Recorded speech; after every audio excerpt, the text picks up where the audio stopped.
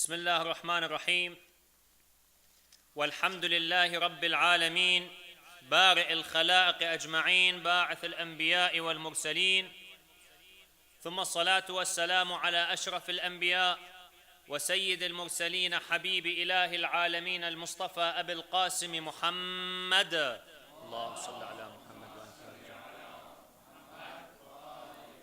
وعلى آله الطيبين الطاهرين المعصومين المنتجبين الذين أذهب الله عنهم الرجس وطهرهم تطهيرا اللهم صل.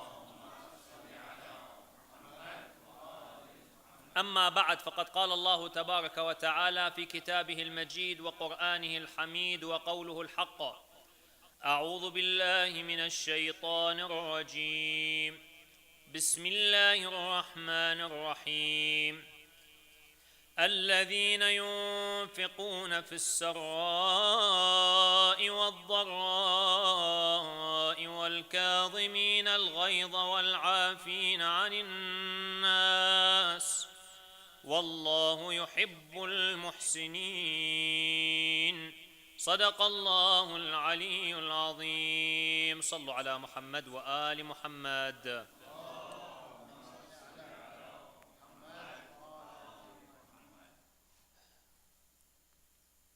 The martyrdom of Imam al-Kadhim salawatullahi wa salamuhu alayhi occurred in the last few days of the holy month of Rajab, specifically on the 25th of the holy month.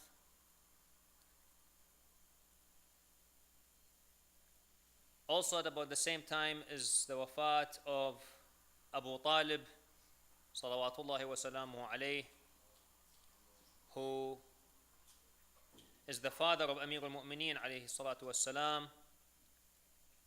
and is the man who protected the message of Rasulullah sallallahu alayhi wa alihi and protected Rasulullah sallallahu alayhi wa alihi and defended him until the last minute of his life. We'll be talking a little bit about both of their lives in light of the ayah that we just recited from Surah Ali Imran,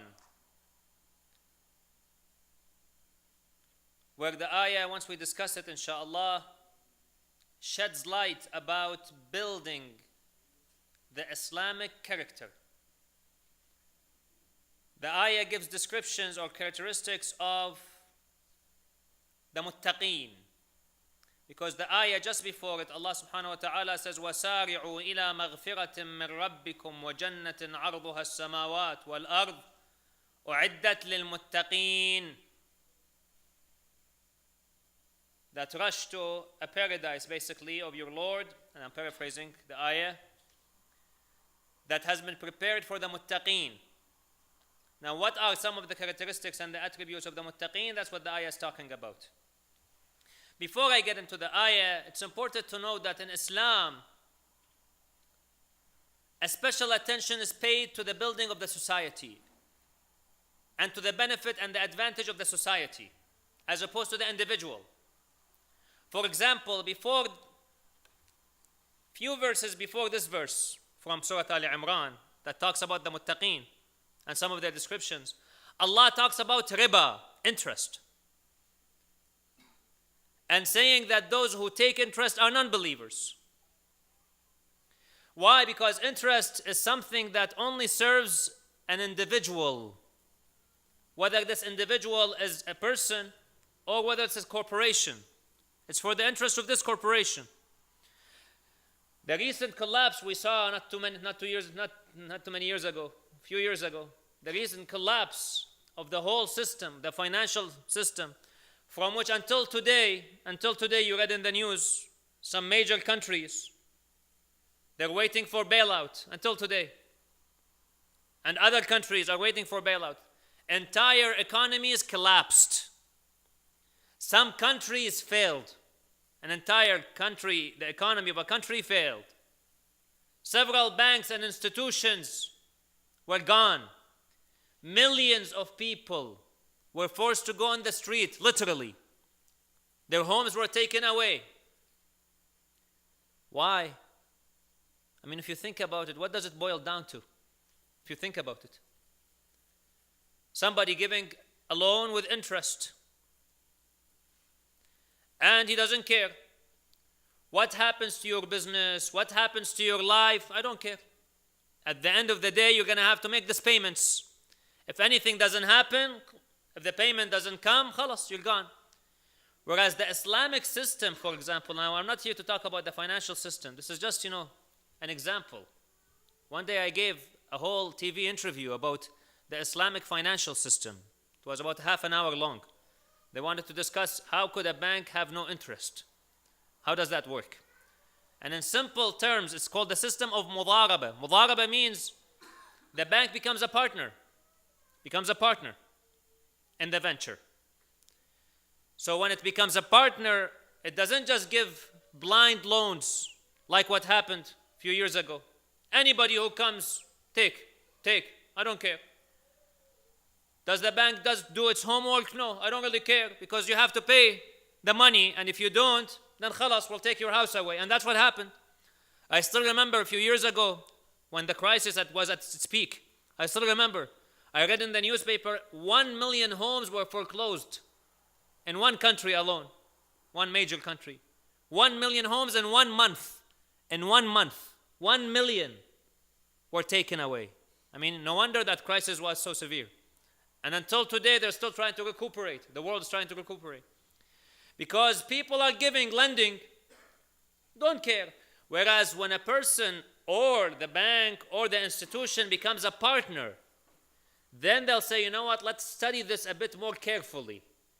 This business you're doing, or this house you're buying, or whatever it is you're doing, because now I'm a partner. If you win, I will win. If you lose, I will also lose. But if it's a situation where if you win, you'll have to pay me. And if you lose, you still have to pay me. So why should I care? That is the interest. That's the riba system. The interest. Islam comes to say this does not serve the need of the society at large. It serves the needs and the interest of certain individuals. Those who are rich will become richer, and those who are poor will become poorer. And if you take a look at the statistics today, these days, read the newspapers these days. Those of you who follow the newspapers. Look at the debt ratios, mashallah, on the rise. Here in this country, the debt ratio is rising to an alarming rate. Where some analysts now say even the house market might collapse, everything might collapse because of this issue. New graduates, for example, new people who graduate, the average debt is about $19,000. People who graduate from university these days. And within 6 months, interest starts. They have to start paying interest now to pay back these loans, $19,000. They say that they did the statistics. This was in the news yesterday. Statistics. They say the graduates are a bit optimistic about paying back the loans. They're optimistic. They say we can pay back the loans within 5 years. But he said in reality, it doesn't take that. It takes longer than that. Longer than 5 years to pay back all these loans. Islam came to say this is a system that only benefits certain individuals, certain organizations, certain groups are getting richer. The debt ratio is rising. This does not serve the whole society at large. And that's why Islam comes and says you have to look at what the society benefits, what the society gets advantage from, not just the individual. And so, when it states its laws, they are for the benefit of the individual and also the benefit of the society. Here, in these verses, Allah subhanahu wa ta'ala is talking about the building of the character, of the Islamic character of the individual. Because once the individual builds himself, becomes built, becomes a decent citizen, becomes a mu'min, a muttaqi, a pious individual, then that will be reflected on the society. And if the society does the same thing, then perfect. You have a perfect society. A society like at the time of Rasulullah sallallahu alayhi wa alih, in Medina and in Mecca when he became the head of the state. That society was elevated at the end to a society where people had peace, security. Some of the shop owners did not need to close down their shops. There's no need to. There were no thieves. Nobody. No thieves around. So it was a perfect society. What they call al-Madinatul Fadila. That's the term they use, the honorable society, which is basically the society, inshallah, that will happen again when our Imam reappears, Ajalallah Ta'ala Farajahu Sharif. So, this is what Islam looks like, building the Islamic character. This ayah speaks about some of the important characteristics an individual must have so that he can build himself and in turn build the society. What are they? Let's take a look at them. Allah says, Bismillah ar-Rahman ar-Rahim, about those muttaqeen. الَّذِينَ يُنْفِقُونَ فِي السَّرَّاءِ وَالضَّرَّاءِ. Those who spend at the time of ease and at the time of difficulty. At the time of ease and the time of difficulty, they spend. Now, at the time of ease, people can understand. Okay, somebody has money, he spends money, he gives. Generous people, they give.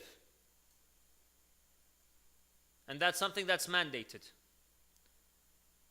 Amir al-Mu'mineen alayhi salam, as well as Rasulullah sallallahu alayhi wa alayhi, and Imam al-Sadiq alayhi salam, different ahadith. But basically they funnel down to one thing. They say, whenever you see a poor person, it is because there is some rich man who is not paying his dues. That is a very nice simplification of the poverty in the world, the financial system of the world. Very, really nice. If you would think about one sentence, if all the rich people in the world were to pay their charities, were to think of the others, you would not have a single poor person. In Africa alone, 300 million people live below the poverty line. People who live off $1 a day. I went to Africa and I met such people. They make $1 a day. Some make $2 a day. That's it. So in the whole month, they make $30 or $60 in the whole month. Think about it. $60. I mean, if you give somebody an allowance these days, $60, your child will tell you, what is this? You know, I can't even buy chewing gum with $60 these days. You know. So that's how much a family lives off in some parts of the world.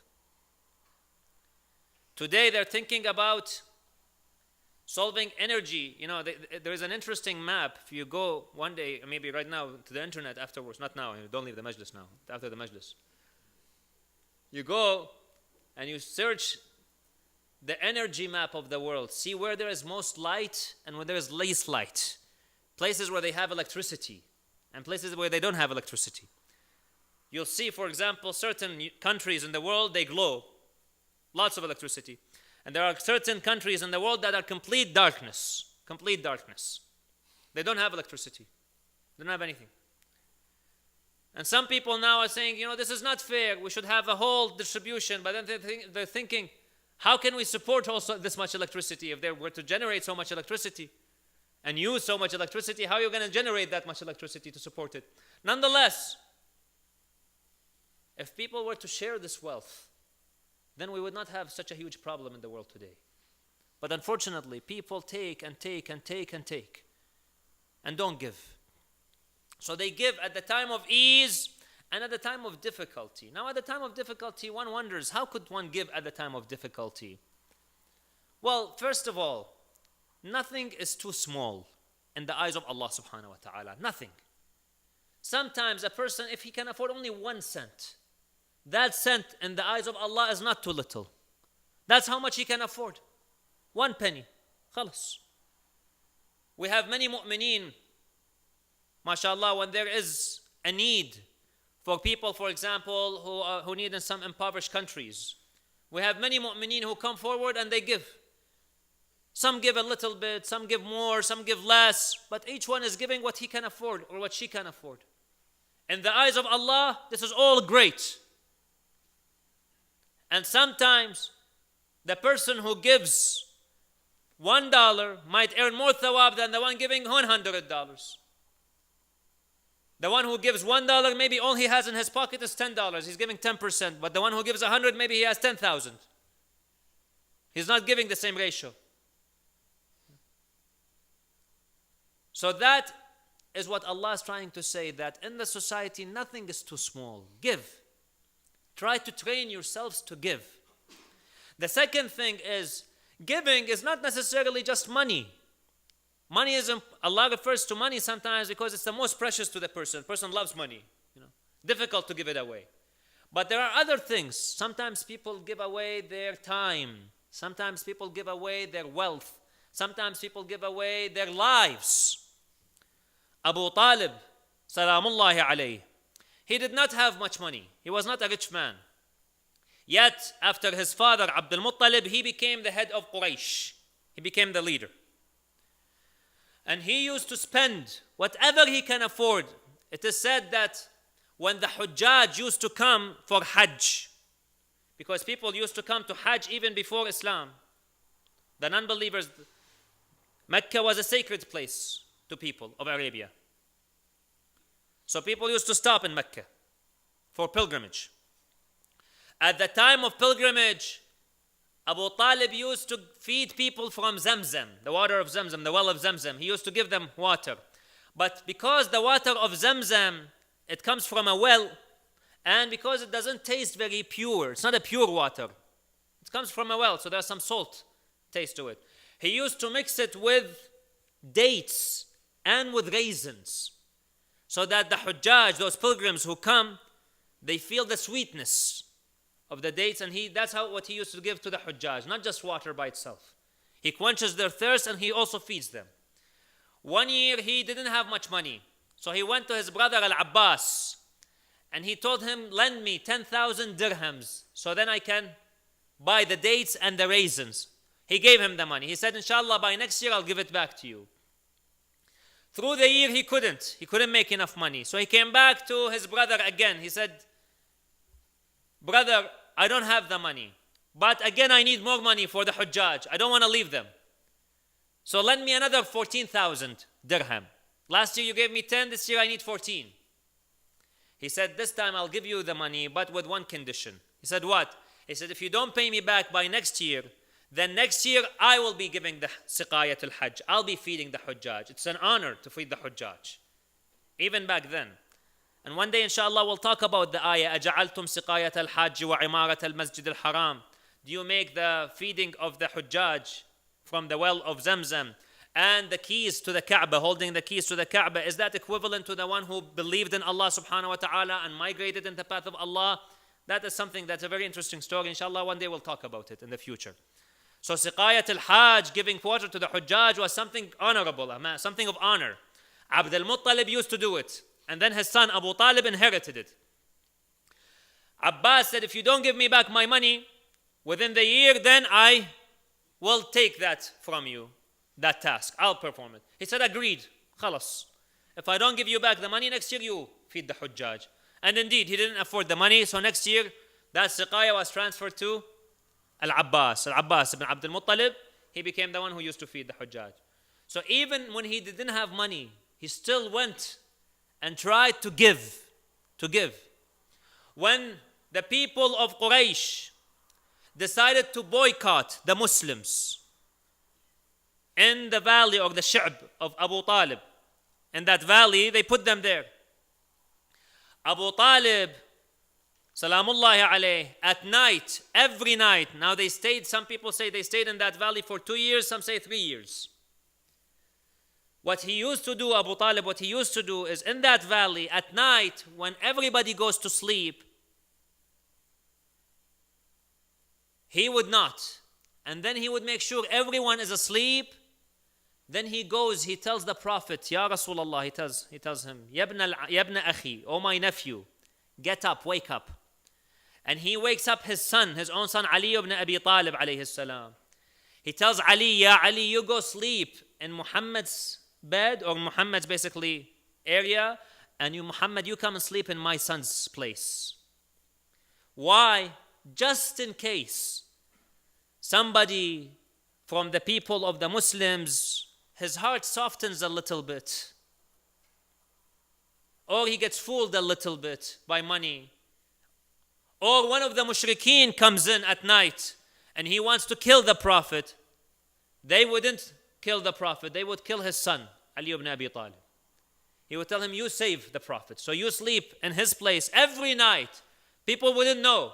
He waits, everybody goes to sleep, and then he wakes up. He tells the Prophet to come and sleep in Imam Ali's place, and Imam Ali goes and sleeps in the Prophet's place. So Imam Ali's heroism, and bravery since that day, from that day. And he tells his son, my son, you have to protect this man. You have to protect him. And we have to protect him.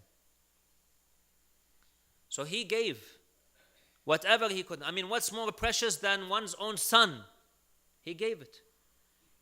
He was ready to give him away for the sake of the Holy Prophet and for the message of Islam to stay alive. After all this, people still come and say he was not a Muslim. The man who is giving away his own son so that the message stays alive. What else do you want? How else can somebody affirm his tawheed? In one of his prophets, in one of his poetry, he tells the Prophet, he says, أنت النبي محمد صلوا على محمد. أنت النبي محمد قرم أغر مسود. You are the Prophet Muhammad, he says. You are the Prophet Muhammad. أنت النبي محمد. What is the difference between this and between saying أشهد أنك رسول الله? What is the difference? When he says you are the Prophet, so what is the difference? But you have some people, Abu Talib, the poor man, his fault is that he is the father of Ali ibn Abi Talib. That's his fault. That's his crime. Otherwise, if he was the father of so-and-so, people would have elevated him.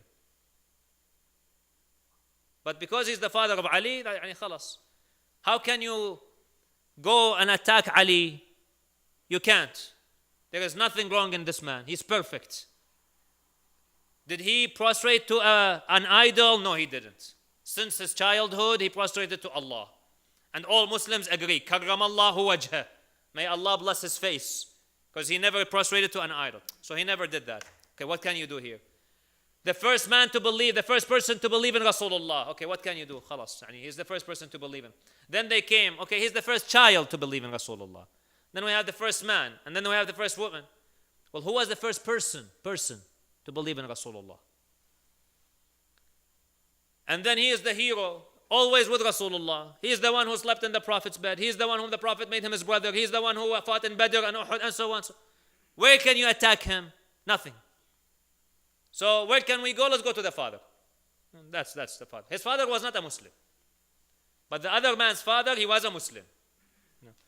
Nonetheless, when the man is saying, you are the Prophet Muhammad, and many poetry, Abu Talib used to recite a lot of poetry, lots of poetry. Those of you who are interested, I have a book of the poetry he used to recite. Many cases and many occasions, he would say that we will defend this Prophet, he will defend this Muhammad with our lives. So he gave everything he had. He gave his money for the sake of Allah subhanahu wa ta'ala. He was willing to give his son for the sake of Allah subhanahu wa ta'ala.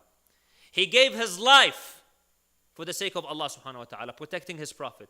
Until he died. When he died, all Muslims, they used to teach us in books. I remember in the school they used to teach us that when he died, Abu Talib died, and Khadija, Jibreel came down to the Prophet and he said, Ya Rasulullah, Allah sends you his salam and he tells you, leave Mecca now, migrate. فَقَدْ مَاتَ فِيهَا نَاصِرُكَ. Your supporter in Mecca has died, so migrate now. After the death of Abu Talib. And the Prophet declared that year as the year of grief, huzn, Amul Huzn. So he declares Amul Huzn for a kafir, for somebody who's a kafir, he declares Amul Huzn, a year of grief. If that is the case, why didn't he declare a year of Huzn for Abu Lahab then? Somebody says, he's his uncle. Okay, well, his uncle, the other guy was also his uncle. Why didn't he declare year al-Huzn for him as well? So, unfortunately, the facts are so clear, but you have some people with agendas. They can't, digest the facts. They can't digest them. So they come up with excuses. This is when they give at the time of ease and at the time of difficulty the characteristics of the muttaqeen. And Abu Talib was one of those muttaqeen who gave at the time of ease and at the time of difficulty. Everything he had. Then what else? وَالْكَاظِمِينَ الْغَيْظِ. Kadama, the word kadama in Arabic, you know, back in the old days, I don't know how many of you used to go by a well and you would drop a bucket into the well. I mean, I don't think any of us actually maybe have seen any of this. You know, I don't think we, maybe even grandfathers, grandfathers, great-grandfathers, maybe those people. We're of the age of you know, the, mashallah, technology here.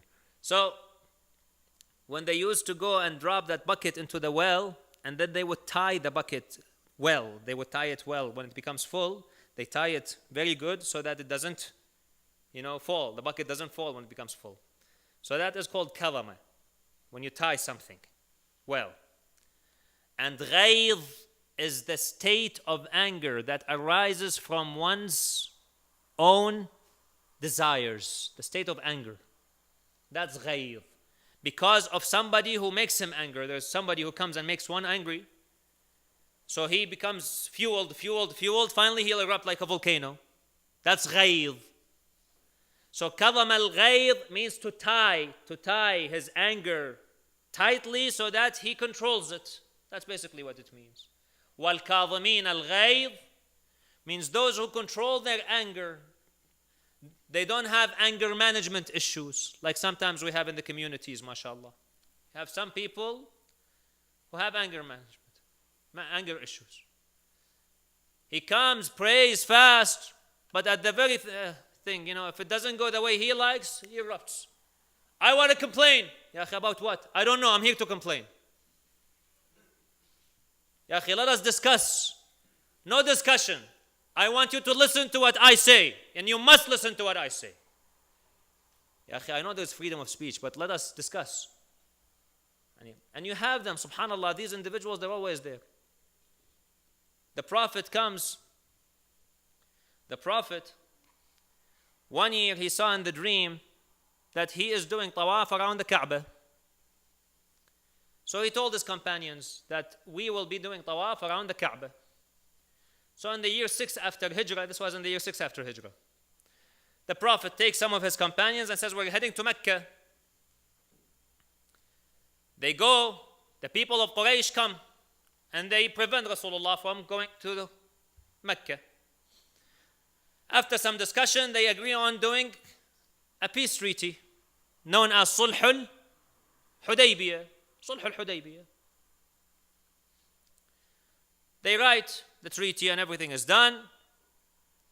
Al-Tha'alibi in his tafsir, he's not a Shia, he says some of the hypocrites started asking, didn't he tell us that we will be doing tawaf around the Kaaba? You know, he told us we will be doing tawaf around the Kaaba, so where is that tawaf? We didn't go to the Kaaba. Ibn Kathir mentions the name. We won't mention who. Al-Tha'alibi says the hypocrites ask question. Ibn Kathir states the name of the person who came and asked the question.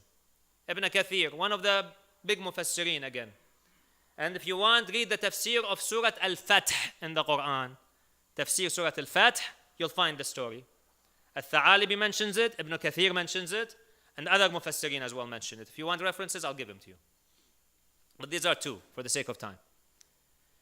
This man came to the Prophet and he said, didn't you tell us that we will be going for tawaf around the Kaaba, Ya Rasulullah?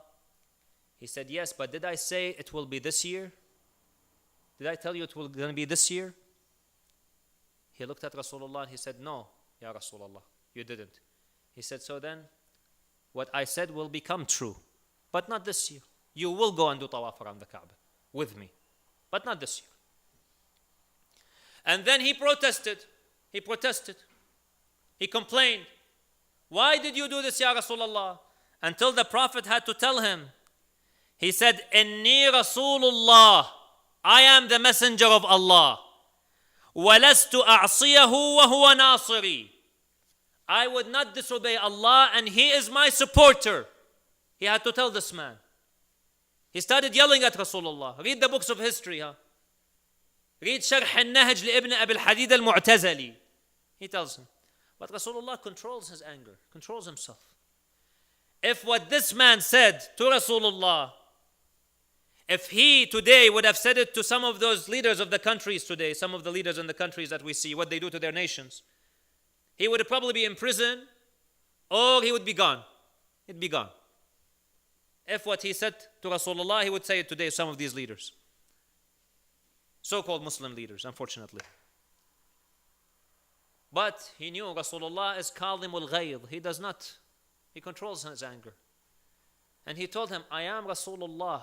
Indeed, I am the messenger of Allah. Inni Rasulullah. And I would not disobey Allah. In other words, he's reminding him that, you know what, I am guided by Allah. Whatever I do is from Allah. Allah commands me to do this. So I'm doing it. In other words, who are you to discuss with me? But the Prophet is very polite. He doesn't use these languages that we use. That's our language. He doesn't use this language. So then, and he says, he is going to support me. You have such individuals, unfortunately. Pray, they fast. Some of them with Rasulullah, but this is their issue. The problem is anger. And they start saying things that, weird, subhanallah. So this is an issue that as mu'mineen, as muttaqeen, we have to control. It is embarrassing for a community or an individual who claims taqwa and then erupts like a volcano. And in debates, in discussion, those of you who study debating, if you go to a debating class, they'll tell you in a debate, you should never raise your voice. Never.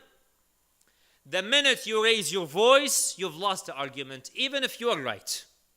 It's gone. Khalas. That's why sometimes professional debaters, what they'll try to do is to intimidate the other end. They'll try to intimidate him. They try to provoke him. Even if they know their ground is weak, they try to provoke the other end.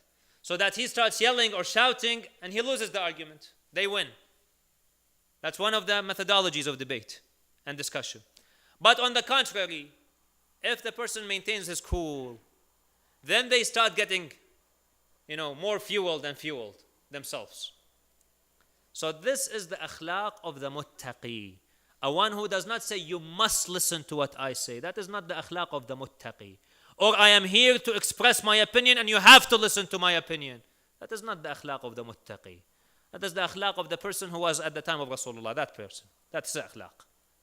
Not the akhlaq of mu'mineen. Mu'mineen, they should have the control of their anger. وَالْكَاظِمِينَ الْغَيْظِ وَالْعَافِينَ عَنِ النَّاسِ.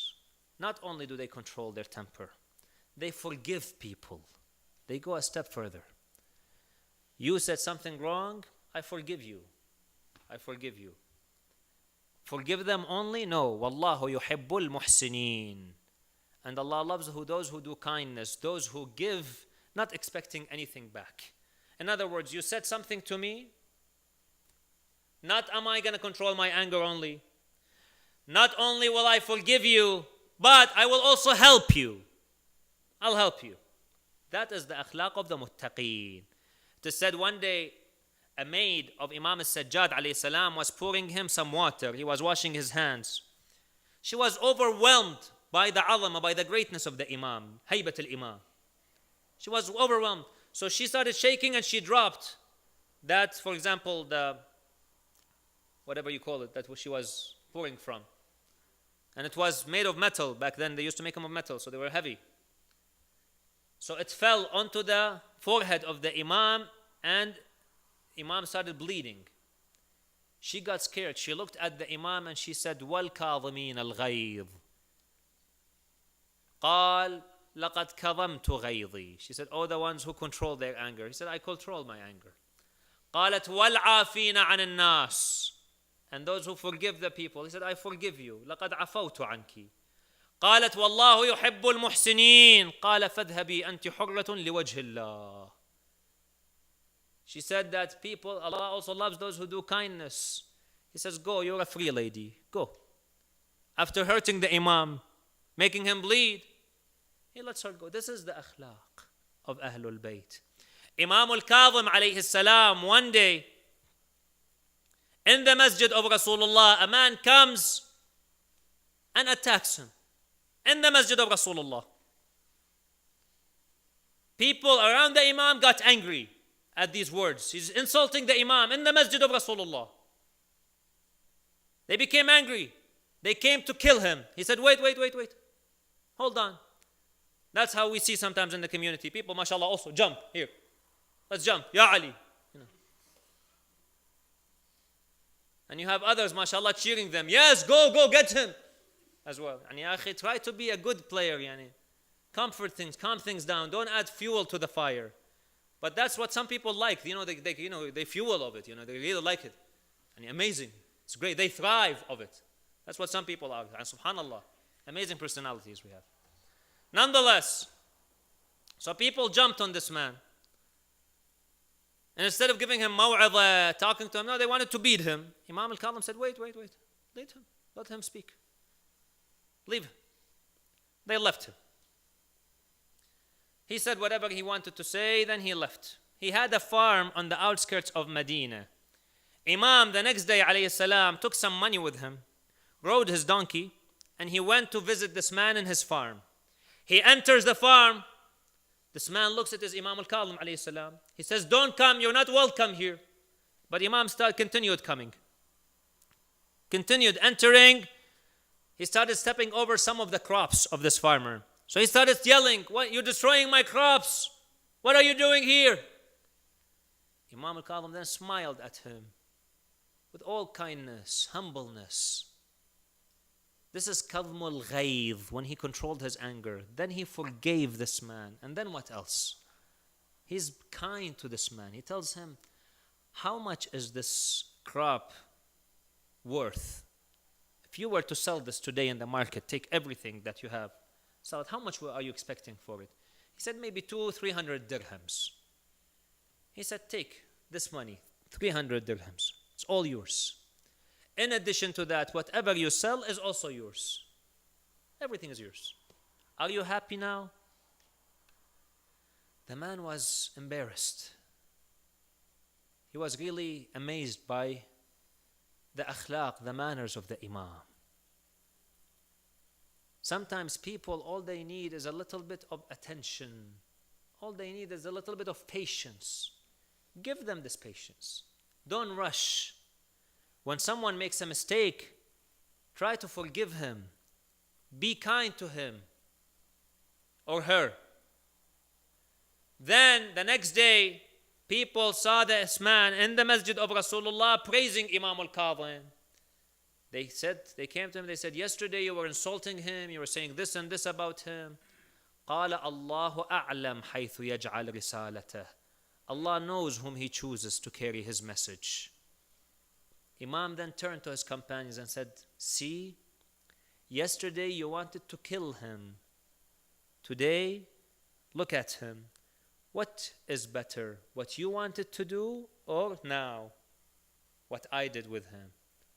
A little bit of anger control, a little bit of forgiveness, and a little bit of kindness transforms people, changes their lives. That's what we need to do to establish that Islamic character, to build that Islamic character.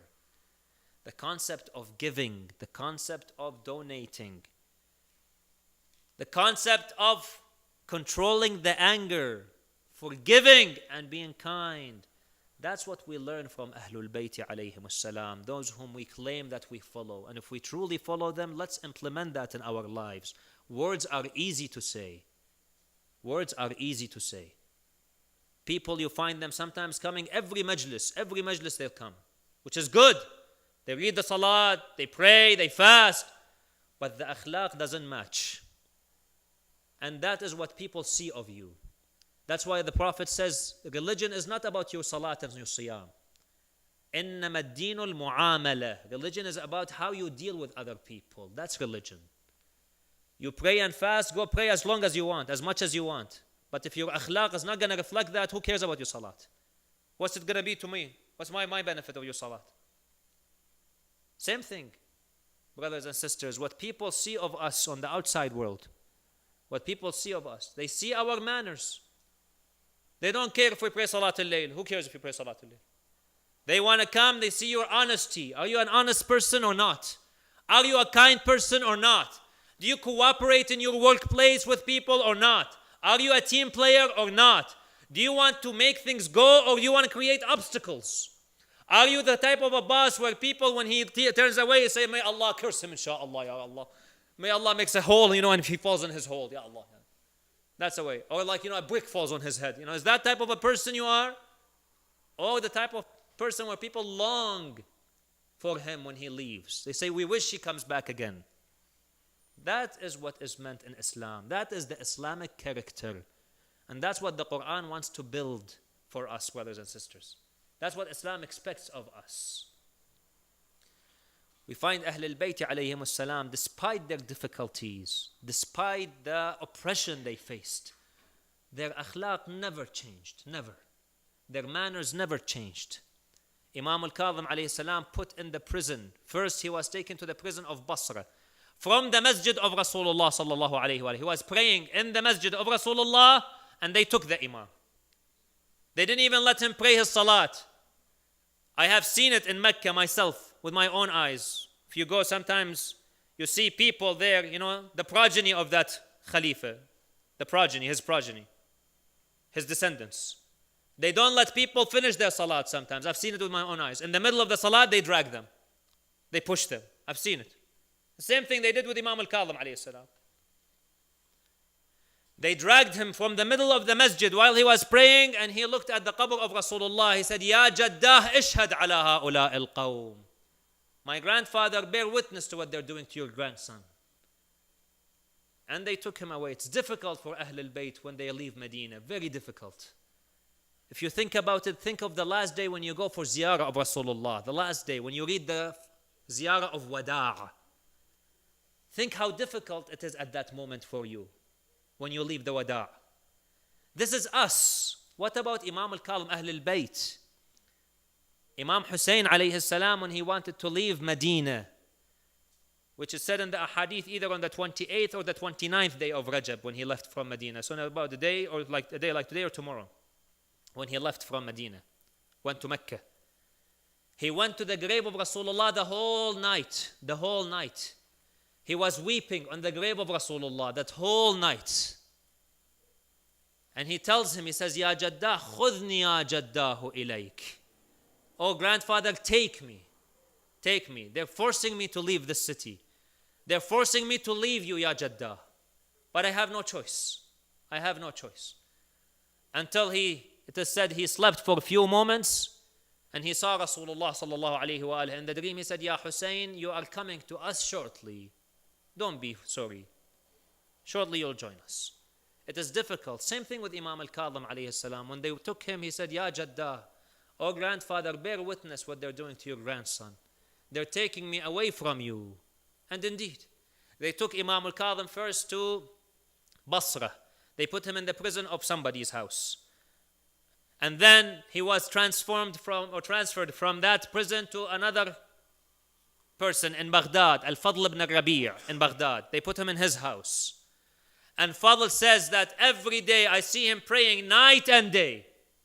Since the day he came to my house until today. Until they transferred the Imam to the prison of As-Sindi ibn Shahik. And that was a true prison for the Imam. Dark, complete darkness. They put the chains in the hands of the Imam and the feet of the Imam. They started tightening things on the Imam alayhi salam.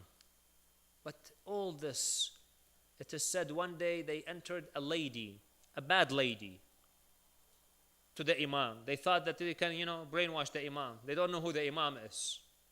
So they made this lady enter to the Imam to try to tempt the Imam to commit sin, wal-iyadhu billah. A little while later, they saw this lady doing sujood next to the Imam, doing sujood, and saying, Subbuhun Quddus, Rabbul Malaikati wa Ruh. Subbuhun Quddus, Rabbul Malaikati wa Ruh. Subbuhun Quddus, Rabbul Malaikati wa Ruh. this lady was transformed. He transformed her. She became a muttaqi, a lady of taqwa, piety. So they realized nothing will work against this man, nothing. And that's when Harun finally ordered the Sindi ibn Shahik to give some dates, poison dates to the Imam alayhi salam. They gave him the poison dates. And then look at this leader. What we see today of the leaders, that's where they learned from. He said, open his chains, and let him sit in a comfortable place and let people come and see him to see that he is fine. Nothing is wrong with him. We haven't done anything to him. So people started to come and see the Imam alayhi salam. One of them by the name of Al-Musayyab. He says, I came to see the Imam, and people of the Khalifa were telling me, look at him, he's fine, we didn't do anything to him, look at him. Imam said, no, they have given me the poison, and in 3 days I'll be leaving this prison. This man said, I called the Shia, and I told them to gather around the prison of Baghdad, because Imam al-Kadhim will be leaving the prison. He told me he's going to come out of this prison in 3 days. He said, we were standing there at that gate of the prison of Baghdad. After 3 days, the gates of the prison opened. Then we didn't see the Imam alayhi salam, but we saw the guards of the Khalifa carrying the body of the Imam. And they were calling, Hada Imam al-Rafidha, Hada Musa ibn Ja'far. This is the Imam of the Shia. They use the term of al-Rafidha, the rejectors. This is Musa ibn Ja'far. And they brought the body of Imam on the bridge of Baghdad. That's when the Shia started walking towards him, weeping and crying.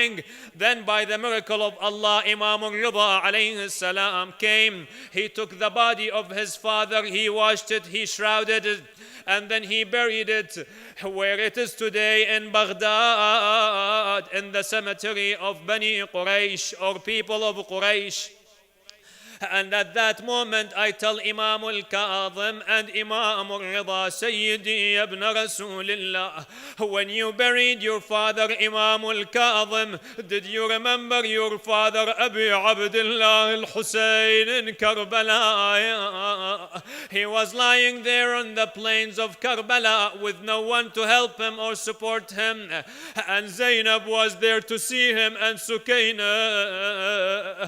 It is said when Zainab alayha salam, she looked after the children, she missed Sukayna, so she went looking for her. She saw her hugging the body of her father Abi Abdullah al-Husayn, وهي تنادي أبتايا من الذي حز وريدك، أبتايا من الذي خضب شيبتك، أبا من للنساء والأيتام يا والدي والله العظيم أنا أصير من صغري يتيم.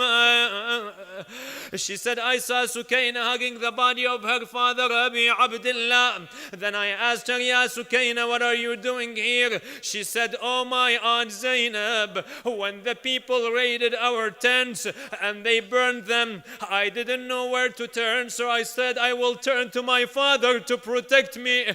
But when I came to my father, I saw that he is a body without a head. I hugged him and I started calling him Abba Ya Hussein. I am your daughter Sukayna. Oh my father, get up and protect me. But I realized that my father is a body without a head. How can he help me in this state?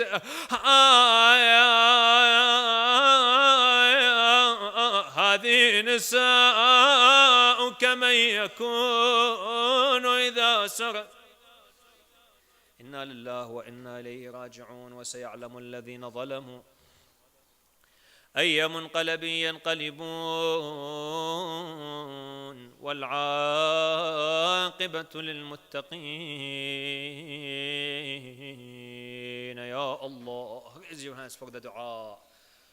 Mu'minina mu'minat, one of the names of Imam al-Kadhim is Babul Hawa'ij, the gate of hajat, the gates of need. And any mu'min who is here in the majlis of Imam, salamullahi alayh, the guest of the Imam, be assured that Imam is too generous to turn anyone of his guests without fulfilling your hajat. So remember to pray for all mu'mineen and mu'minat, especially those who requested our dua, those who are ill and requested our dua, all the mu'mineen who are lacking security in the world and requesting our dua. Pray for everybody, including for yourselves, your parents, your children, for everybody, all together without a single one who's quiet. Everyone. Bismillahir Rahmanir Rahim. Amma yujibu al-mudtarra idha da'a wa yakshifu as-su'. Amma yujibu al-mudtarra idha da'a. أما يجيب المضطر إذا دعا ويكشف السوء أما يجيب المضطر إذا دعا ويكشف السوء أما يجيب المضطر إذا دعا. اللهم إنا نسألك وندعوك باسمك العظيم الأعظم الأعز الأجل الأكرم. يا الله يا الله يا الله يا الله يا الله يا الله يا الله يا الله يا الله يا الله. إلهي بفاطمة وأبيها وبعلها وبنيها والسر المستودع فيها اكشف عنا السوء يا الله. اغفر ذنوبنا يا الله. كفر عنا سيئاتنا يا الله. وتوفنا مع الأبرار يا الله. إلهنا بموسى بن جعفر ارزقنا زيارة موسى بن جعفر عاجلا يا الله وشفاعته آجلا يا الله واجعلنا من شيعته يا الله. إلهي بموسى بن جعفر اقض حوائج المحتاجين يا الله. شافي وعافي جميع مرضى المؤمنين والمؤمنات يا الله. على الخصوص من أوصونا بالدعاء اقض حوائجهم شافي مرضاهم ارحمهم برحمتك يا أرحم الراحمين. إلهي بموسى بن جعفر آمن المؤمنين والمؤمنات في أوطانهم يا الله. إلهي بموسى بن جعفر اغفر لي ولوالدي وارحمهما كما ربياني صغيرا. اجزهما بالإحسان إحسانا وبالسيئات غفرانا. رب اجعلني مقيم الصلاة ومن ذريتي ربنا وتقبل دعاء. إلهي بموسى بن جعفر اكشف هذه الغمة عن هذه الأمة بتعجيل فرج مولانا صاحب العصر والزمان. اللهم واجعلنا من شيعته وأنصاره وأعوانه والمستشهدين بين يديه. اللهم كن لوليك حجة ابن الحسن صلواتك عليه وعلى آبائه في هذه وفي كل ساعة وليا وحافظ وقائدا هو دليلا وعين حتى تسكنه أرضك وتمتعه فيها طويلا برحمتك يا أرحم الراحمين. اللهم أرنا الطلعة الرشيدة والغرة الحميدة واكحل أنظارنا بنظرة منا إليه. إلهنا بحق الزهراء فاطمة نقسم عليك إلا ما رزقتنا شفاعة الزهراء يا الله يا الله يا الله لقضاء الحوائج ولشفاء المرضى ولكشف هذه الغمة عن هذه الأمة ولتعجيل فرج مولانا صاحب العصر والزمان. وإلى أرواح المؤمنين والمؤمنات لا سيما أرواح أموات الجالسين والحاضرين. رحم الله من يقرأ السورة المباركة الفاتحة مع الصلوات. اللهم صل